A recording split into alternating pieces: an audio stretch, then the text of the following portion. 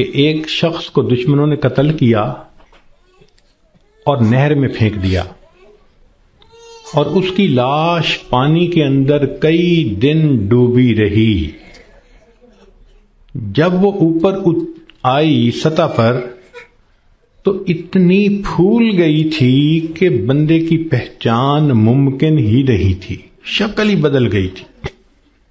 Police والوں کو پتہ چلا، انہوں نے آ کے لاش نکالی، اور جب دیکھا کہ پہچان ہی نہیں ہوتی تو انہوں نے قریبی بستی والوں کو بلایا اور کہا کہ بھئی اس کو نہلا دو، کفنا دو، مسلمان تو ہے۔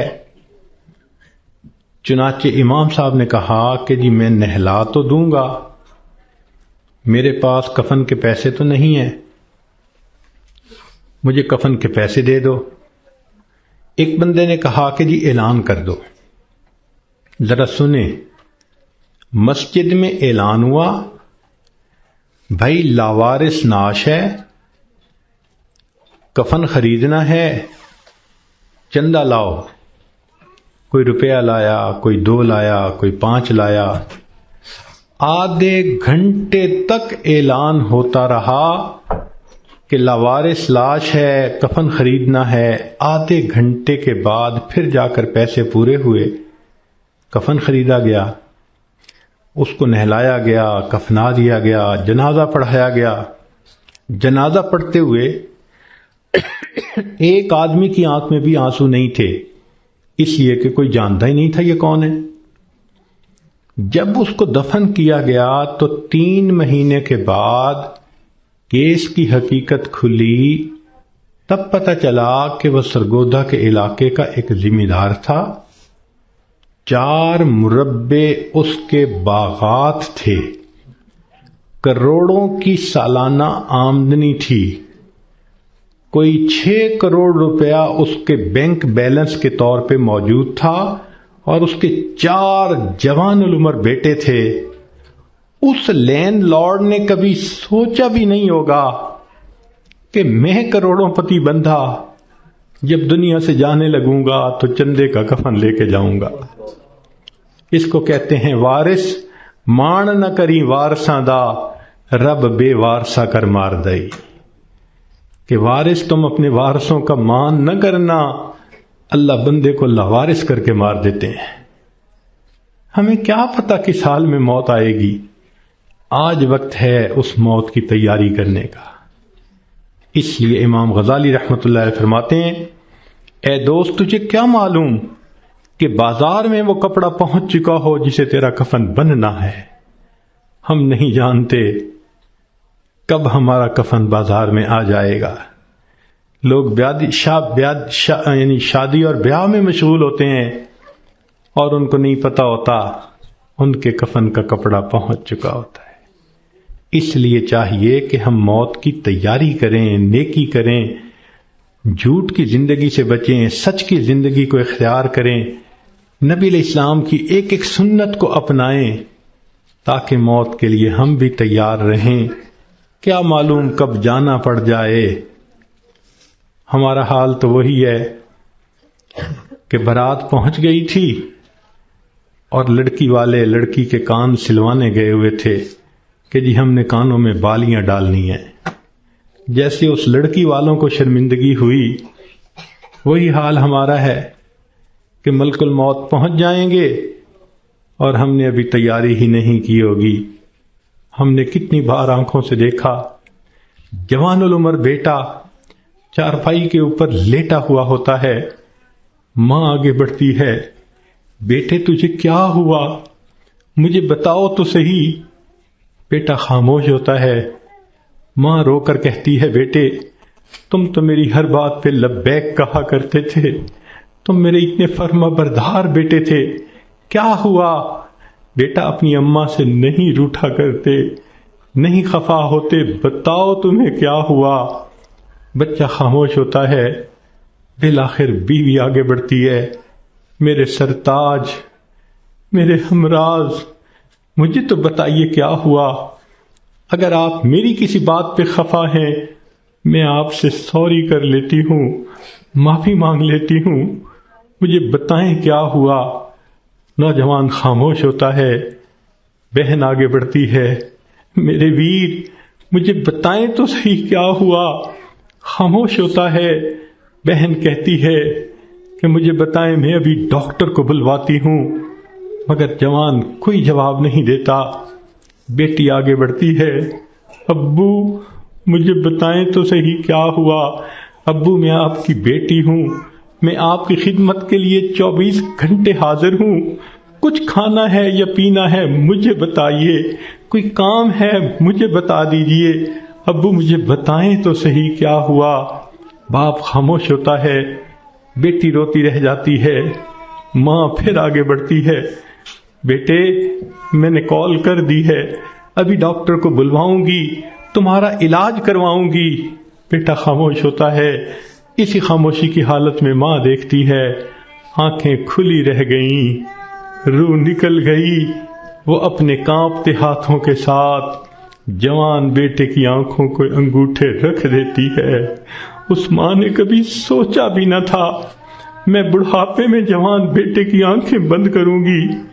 جب بچے کی روح نکل جاتی ہے، سب رو رہے ہوتے ہیں، کہنا شروع کر دیتے ہیں، میت کو فلاں کپڑے میں رکھ دو، تھوڑی دیر پہلے یہ کسی کا باپ تھا، یہ نوجوان کسی کا بیٹا تھا، کسی کا بھائی تھا، کسی کا خاوند تھا، اب کیا ہوا؟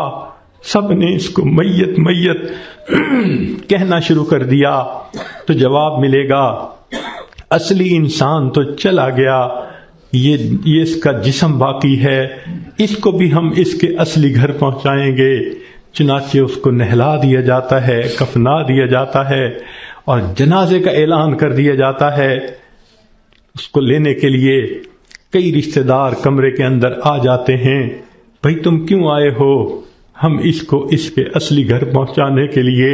بھئی یہ گھر بھی تو اسی کا تھا، اسی نے پلاٹ خریدا، اسی نے نقشے بنوائے، اسی نے کمرہ بنوایا، اسی نے یہ مکان بنوایا، ماربل لگوایا، کہاں کہاں سے فرنیچر ڈھونڈا، کہاں کہاں سے بجلی کی فٹنگ خرید کے لایا، ابھی تو دیواریں بھی میلی نہیں ہوئی، تم اس کو لینے آ گئے ہو۔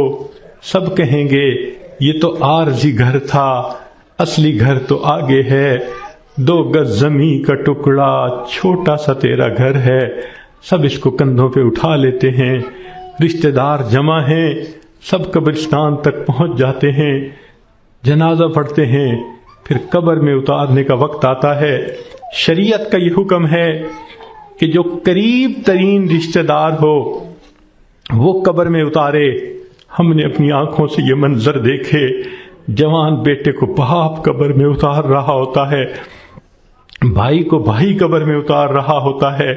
اللہ کی شان، یہ تو شریعت کی مہربانی ہے، اس نے عورتوں کو منع کر دیا کہ تم جنازے میں اور قبرستان میں مت جاؤ۔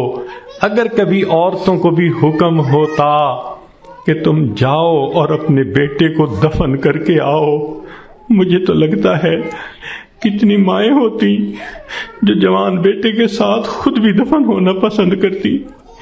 کیسی عجیب اللہ تعالیٰ نے مردوں کو ہمت دی ہوتی ہے۔ جوان بیٹے کو جس کے جسم پہ کبھی میلا کپڑا بھی باپ برداشت نہیں کرتا تھا، آج اس کو زمین پہ لٹا دیتا ہے، اپنے ہاتھوں سے مٹی ڈال دیتا ہے، بھائی مٹی ڈالتے ہیں، دوست مٹی ڈالتے ہیں، منو مٹی کے نیچے اس کو دبا کے اللہ کے حوالے کر کے آ جاتے ہیں۔ جب اللہ کے حوالے ہونا ہی ہے، اے انسان تو اپنے آپ کو آج اللہ کے حوالے کر دے۔ اللہ میں اپنے آپ کو آپ کے حوالے کرتی ہوں، جو آپ کا حکم ہوگا میں اس پہ چلوں گی، جو گناہ ہوگا میں اس سے بچوں گی۔ آج حوالے کریں گے تو اس کا فائدہ ہوگا۔ چنانچہ انسان کو بالآخر اللہ کے حضور جانا ہی ہے۔ حضرت علی اللہ عنہ فرمایا کرتے تھے، موت کی تکلیف کینچیوں سے کتر دینے سے زیادہ سخت ہوتی ہے، موت کی تکلیف دیگ میں بھون دینے سے زیادہ سخت ہوتی ہے۔ اگر موت کی تکلیف کا اندازہ لگانا ہو تو آپ عورتوں کو تو بہت آسانی سے لگ سکتا ہے۔ کئی مرتبہ آگ پہ کھانا بناتے ہوئے آپ کی انگلی جلی ہوگی، کتنے دن اس کی تکلیف رہتی ہے۔ کیوں کہ جہاں سے انگلی جلی وہاں کے گوشت سے روح سمٹ کر باقی جسم کے اندر آ گئی. اگر اتنی تھوڑی سی جگہ سے روح سمٹ گئی، اتنی تکلیف ہے. جب پورے جسم سے روح سمیٹ لی جائے گی، اس وقت تکلیف کیا ہوگی؟ ذرا اس کو یاد کر لیجئے. آج وقت ہے ہم اس کی تیاری کر لیں، پھر موت کے وقت تکلیف ایسی نہیں ہوگی. چنانچہ حدیث پاک میں آتا ہے جب مومن کی موت کا وقت آتا ہے، اللہ تعالیٰ ملک الموت کو بھیجتے ہیں، جنت کے فرشتوں کو بھی بھیجتے ہیں. وہ جنت کی خوشبوؤں کے رومال بھی لے کے آتے ہیں اور اس بندے کے سینے پہ خوشبوؤں والا رومال رکھ دیتے ہیں. اس بندے کو جنت کی خوشبو آتی ہے، اس کا دماغ معطر ہو جاتا ہے اور اس کی روح کو ایسے قبض کرتے ہیں جیسے مکھن میں سے بال نکال لیتے ہیں. جب اس کی روح کو لے کے چلے جاتے ہیں، اللہ تعالیٰ فرشتوں کو حکم فرماتے ہیں، دیکھو یہ میرا نیک بندہ تھا، روح کو قبض کر لیا گیا، اب جدھر سے اس کا جنازہ گزرے گا تم راستے کے دونوں طرف ادب سے کھڑے ہو جاؤ. سبحان اللہ، مومن کی کیا شان ہے. جہاں جہاں سے جنازہ گزرتا ہے فرشتے راستے کے دونوں طرف ادب سے کھڑے ہوتے ہیں. حدیث پاک میں آتا ہے جس جگہ یہ بیٹھ کر نماز پڑھتا تھا زمین کا وہ ٹکڑا رو رہا ہوتا ہے، جہاں قرآن پڑھا کرتا تھا زمین کا وہ حصہ رو رہا ہوتا ہے، آسمان کے وہ دروازے روتے ہیں جہاں سے اس کے لیے رزق اتارا جاتا تھا. سبحان اللہ، یہ اللہ کے عاشق کی موت ہے. اس لیے کہا گیا کہ عاشق کا جنازہ ہے، ذرا دھوم سے نکلے، محبوب کی گلیوں سے ذرا گھوم کے نکلے. یہ عاشق کا جنازہ جا رہا ہے. پھر اس کو جب دفن کیا جاتا ہے، حدیث پاک میں آتا ہے اللہ تعالیٰ فرشتوں کو فرماتے ہیں یہ میرا بندہ دنیا سے تھکا ماندہ آیا ہے، جاؤ اور اس کو جا کر کہہ دو نم کنومت العروس، دلہن کی نیند سو جا. فرشتہ آ کے خوشخبری دے دیتا ہے تم دلہن کی نیند سو جاؤ. یہاں محدثین نے نکتہ لکھا، یہ کیوں نہ کہا میٹھی نیند سو جاؤ، آرام کی نیند سو جاؤ، گہری نیند سو جاؤ، یہ کیوں کہا کہ دلہن کی نیند سو جاؤ؟